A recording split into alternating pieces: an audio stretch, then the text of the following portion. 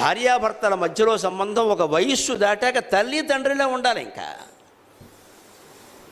మా అమ్మ మా అమ్మాయి మా నాన్న వాళ్ళు ఇచ్చే సలహాలు వేరుగా ఉంటాయమ్మా. మమకారాలు వేరు, భర్త బాధ్యత వేరు. భర్త అయినా సరే ఆఫీసులో అవమానం జరిగింది, వ్యాపారంలో నష్టం వచ్చింది, చెప్పవలసింది ముందు భార్యకి. నీకు ఎందుకయ్యా అసలు నీ పౌరుషం నీకు తెలియదు, చేసుకుంది కానీ ఇంకో వ్యాపారం ముందు సుఖంగా 2 రోజులు పడుకో అసలు అని ఆవిడ ఒడి పెట్టేస్తుందమ్మా. అలా నిలబెట్టుకోవాలి. ఎందుకంటే దైవం ఇచ్చిన స్నేహితులు ఎవరంటే భార్య. ఇప్పుడు అన్ని సంబంధాలని భారతం గౌరవించిందా లేదా?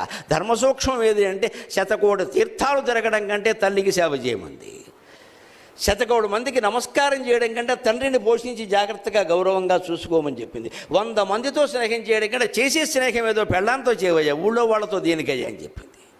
ఇంకా ఆశ్చర్యకరమైన మాట, మనిషి తనంత తాను నిలబడే విధంగా చెప్పింది భారతంలో. అరణ్య పర్వం యక్ష ప్రశ్నల ఘట్టం. యక్షుడు అడుగుతాడు, ధర్మరాజా